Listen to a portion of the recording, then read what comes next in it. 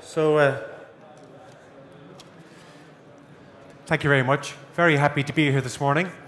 I can sort of get the sense as the room thins out, oh my God, it's the consultant. This is going to be really academic. What does he know about innovation and technology? I thought I might establish my bona fides first, though, before I got into the presentation and you felt that I was giving you chapter and verse from Harvard Business Review. So just about myself, I lead currently the consulting business in Deloitte. It's a team of about 600 people. I started my career in software development and had the opportunity to work on a couple of small startup companies. Very entrepreneurial guys, very entrepreneurial background. And after a couple of years, having worked in a technology business, I got the opportunity to work in a corporate environment and really saw how technology gets really interesting when you're working with the business and you can find ways to use technology to either create new markets or find more effective ways of getting products to market. And that's what got me into consulting. Over the past couple of years, I guess to the last 7 years, Deloitte Consulting in Ireland has grown from a business of about 100 people to almost 600 people in a period where I suppose from an economic perspective we've had some of the most difficult times in our market, and consulting, you would argue, is largely a discretionary spend. So I guess with the leadership team we've built up now this team of about 600 people who are operating largely in the Irish market, delivering digital analytics, technology and strategic consulting capability in the marketplace. And for us, that really has been down to a lot of innovation and entrepreneurship and disrupting the market domestically to create opportunity for ourselves. So I suppose in my comments today, I'm going to cover a couple of things. And the material I'm using comes from material that I use for probably a half-day session on disruption and technology. It's based on some research that we've done in Deloitte in looking at how disruption impacts markets, how leaders lose market share. It's also based on some research that we produce every year on trends in technology, because clearly new technology is a key disruptor or enabler of disruption in the marketplace. So I have some comments, I guess, on what we see coming next as being the major disruptive technologies. So it's based on those white papers and bits of research, and also, I guess, on my own experience in the market and in working with clients. So what I thought I'd start with is, what does disruption look like? I mean, everybody is talking about disruption today, and sometimes I kind of wonder, are executives waking up sort of stressed, worried about the fact that they might get disrupted today, eventually it's their turn. There is so much hype around the concept of disruption, it really feels like it's gotten out of control. But what does it look like, and where have we seen it before, I guess is the first question. The second question is, what can we learn from what's happened before? And what does losing leadership look like? So if you're an incumbent business, what does it look like to you if you're being disrupted? I guess based on the work that we've done, we've identified a couple of patterns of disruption. And I think they're interesting to understand from three perspectives. One is, if you're an incumbent, understanding how you could be disruptive. If you're a tech company thinking about supporting an incumbent, how you might think about enabling them to be more effective in the marketplace. Or if in fact you're a disruptor, how you might focus on your market and the opportunity for yourself. And then, as I say, I'll maybe wrap up quickly with a couple of comments about some of the key disruptive technologies that we see emerging today and how we think they'll make an impact in the economy over the next number of years. I mean, I don't know, I'm not going to judge anybody, but certainly for me, growing up in the 80s and 90s, you all look like you were 90s and zeros and maybe 10s, let's just say. But these were household brands, and as a student in the late 80s and early 90s, in college and going off to the US on my J1, these were sort of key pieces of kit. I had my Kodak camera. I did a degree in maths, so I had my calculator. My mother made sure I had the travel clock so that I would call at appropriate times and not in the middle of the night, as every Irish student in New York did back in the day. I had my Sony Walkman for music, and entertainment would have been Xtravision, or in the US, Blockbuster. All of these organizations, and Motorola, when I got to the stage of being able to afford a mobile phone, they provided the coolest mobile phones. They really invented the mobile handset market with the cool flip phones and the clam-shaped phones. Things that people today look at you and wonder, what in God's name are you talking about? And these brands and these products are all but gone from today's, I suppose, normal pattern of behavior and living. And I guess the other one to touch on is Encyclopedia Britannica, again a stalwart of the educational system in any Irish home back in the 80s. It was a critical piece of kit if you were going to prepare for the Leaving Cert. But just to touch on maybe a couple of examples, these were key businesses. They were very significant. They were significant in the stock exchange, they were significant in the market, and significant employers. And what happened to them? Kodak owned 90% of the market in photography and in photographic film. They invented the digital camera in 1975. They were leaders in innovation, but they ultimately got completely disrupted and filed for bankruptcy because they couldn't effectively compete with the digital camera, the product that they themselves had invented, and were destroyed by the fact that the technology behind digital cameras enabled the creation of much cheaper, much more accessible devices to take and process pictures. Blockbuster, really interesting story. Employed 60,000 people, multi-billion euro corporation. It had a mission statement. It was going to put a retail outlet on the corner of every street in every major town, in every major city in the world. That was their mission statement in order to provide access to video entertainment. They had the opportunity to buy Netflix for 50 million back in the late 90s, and they turned it up because they thought Netflix and digital streaming was a fad. And ultimately, they were completely undone, largely by Netflix, but also by other video streaming technologies that were out in the market. And again, run by very competent, capable executives who had built this huge corporation. So again, what happens to these organizations that creates or facilitates their loss of leadership? Blockbuster had two fundamental challenges, I suppose, from its business perspective. The first was its mission. Its mission statement was to put a convenience store, a retail outlet, on every corner of every street, which fundamentally ensures that they have locked in what they believe their customer preferences to be into the mission statement. So when their customer preferences start to change and they don't want to go to a store on a corner anymore and they want to do something else, Blockbuster found themselves trapped and unable to react to that change in consumer demand. The second issue is that as an incumbent, Blockbuster got very comfortable in the marketplace. And while it might have started as a business that generated revenues and profitability by renting out videos, it actually became a business that generated profitability by collecting late fees from customers who had failed to return their videos on time. How that came back to bite them when the founder of Netflix decided to establish Netflix because he had been hit for a $50 fine on a video that he had failed to return. He was so incensed, it motivated him to set up what ultimately became Netflix. So, I guess just to kind of step back for a second, and having looked across different industries that have been disrupted in different ways over time, we've identified kind of 5 key patterns of behavior that tend to happen. And the first is that typically you have an incumbent in a market. The incumbent is very comfortable, they own and dominate the market, but they get displaced by a significant other disruptor. And a good example of that in the US would be Borders, who owned the retail book marketplace, got completely disrupted by Amazon. Typically in that sort of a scenario, the incumbent can tell quite quickly that they're being disrupted because they have the data, they have the stats, they understand the market. The question becomes, what can they do about it? But they can see it coming quite quickly. The second model that we look at is whereby you have maybe a couple of incumbents, a couple of large industry players that get disrupted by a huge collection of disruptors.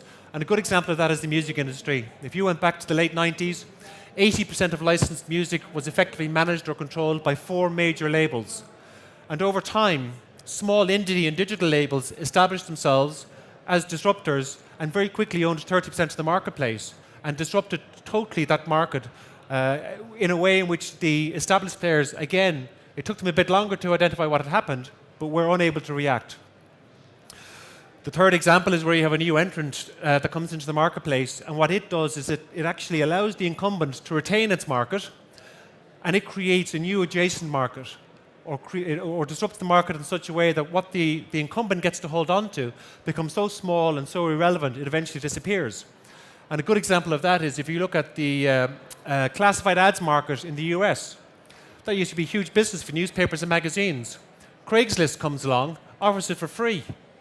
So the newspapers and magazines owned the largest market by revenue. The problem was that the market didn't really have any revenue anymore. So what they owned wasn't that relevant. They dropped Craigslist between 2005, say 2009, facilitated, if you like, a drop of about 15 billion in the value of the advertising classified ads marketplace. So it's a good example how a new entrant can expand the market and basically depress the incumbent. The fourth illustration, or the fourth model that we see, is whereby a disruptor will come along and will effectively shrink the market for an entire new product. So a good example of that is digital cameras. So if you go back before we had or smartphones, prior to really smartphones taking hold, everybody had a camera. You either had your Fuji or your Kodak or your whatever camera, but everybody had a camera. And the camera phone marketplace was quite competitive, but with a number of large incumbents. However, smartphones came along. We still buy cameras, we just buy far fewer of them because we use smartphones instead to take most of our photographs and pictures. So the camera market has become quite niche and quite specialized. And then finally, the final model is whereby you get a very fragmented market and you see a lot of consolidation. And an example of that is food and drink. And if you're not part of that consolidation strategy, as the incumbent, you end up getting squeezed out of the market and losing your market share. So it's kind of easy to paint these models out. The question is, though, if you're an incumbent, how do you spot that this is coming? And actually, what is it that enables a technology, what transitions a technology from something that's interesting, like in 1975 when Kodak invented the digital camera? Why didn't it disrupt Kodak in 1975? Why was it 2005 before digital cameras disrupted Kodak? So how can you tell the disruption is coming or that the technology is going to become disruptive? What do you do about it? And how do you prepare yourself to respond? Are kind of the three key questions. And I guess our view is that when disruption happens, it's about when a new approach meets the right conditions, but the conditions are changing all of the time. And an illustration of that is this data, and I'm sure you've all seen a version of something like this in the past. But the speed of change in the marketplace today, the rate at which products are able to get access to a market, the way in which consumers think about how they get access to the products and services has changed so unbelievably significantly. It has created this new phenomenon of unicorns and black swans. It has created an environment where businesses can now very rapidly scale and grow in a marketplace in a way in which they could never have done so before. And in the digital economy, it is a particular phenomenon where it has enabled new entrants to completely destroy what had previously been an incumbent's means of creating value and creating money.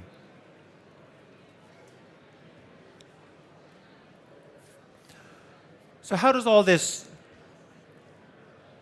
kind of play out, and what do we kind of do about it? So the way we think about this, and I guess the material, and as I say, it's available on our website. The way we think about this is there are three components to the disruption paradigm, if you like.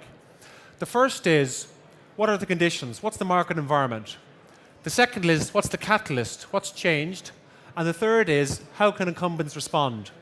And really, to either be disruptive, to protect yourself from disruption, or to facilitate or enable change, it's important to be able to understand these three elements and how they interplay. So understanding the product characteristics, understanding the market is really important. And one of the challenges that incumbents have is, particularly if they become dominant in the market, they start to lose sight perhaps of what a customer sees value in, because it's become so focused on internal product development or product enablement. And they can lose sight of perhaps good value in customer experience or customer service, and that can create a frustration. An example of that is Blockbuster. Blockbuster was so focused on growth and was such a dominant incumbent, it didn't realize that its market and its business had evolved such that it made money out of late fees, not out of enabling customers to get access to video content. So the customers were turning up because they wanted to see a new movie. Blockbuster was only interested in customers who were prepared to pay fines. And you can see how that creates a fracture in the demand profile between customers and businesses, which can then be exploited. What has to happen to exploit that? Well, there's got to be a catalyst. And the sorts of catalysts that can enable exploitation are things like there's a new technology, or a technology has achieved a certain level of maturity. Customers' expectations have changed. What they thought they wanted before, they've changed their mind, they've evolved and have a different set of requirements. There are now social platforms available that enable people to either share or learn about products or services in a way in which they couldn't before. The economics of a particular product or asset have changed, or public policy has changed, which has created a new market. I'm going to talk in a couple of minutes about some of these catalysts from a technology perspective, because I think that's probably most relevant to today. But understanding these catalysts and how to use them in a business context is really important. It's not just about the technology, as Louise said. It's about how people can exploit and use that technology, and in particular, I suppose, to make profit. And why do incumbents lose out? Typically, incumbents lose to disruption. They lose out because of one of these catalysts for one of three reasons. The first is actually responding to the disruption will force them to have to cannibalize their core revenue. The only way newspapers could respond to Craigslist in the US was to get rid of all of the revenue that they were getting from the classified ads. Who's voting for that? Nobody. They're not going to cannibalize their own revenue streams. Making that decision is extremely difficult for them to do. The second reason why they can't respond effectively, or they find it very hard to respond, is because they have invested significantly in a portfolio of assets which they can't get rid of. I'm in Blockbuster. I have invested over years to buy and acquire buildings on the corners of streets. And you're now telling me that's not what customers want. That isn't working for me. I can't sell the assets. I need a way to reuse the assets. And consequently, I'm going to find it as the incumbent very difficult to respond to this new competitive threat on its terms. And the third reason incumbents struggle to respond to disruption is because it fundamentally challenges the core of their business. Tell you what, I'm going to run a taxi business.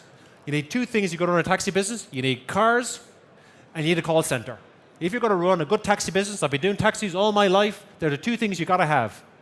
Ask Halo about that. They fundamentally challenged whether or not you need what people would have assumed were core components of that business model to enable you to drive value for customers. And exploited enabling technology, plus tapping into, I suppose, social psyche to say, we'd like a change, the service we're getting isn't good enough, and challenge the core proposition that the taxi companies believed that they offered. That's why incumbents find it difficult to respond to disruption. But maybe just to spend a couple of minutes, I guess, thinking about, well, what do we see as some of the enabling technologies that we feel are real catalysts for change? And as I say, we produce a technology trends report every year. These are some of the trends from 2016 that we see, so that will impact over the next few years.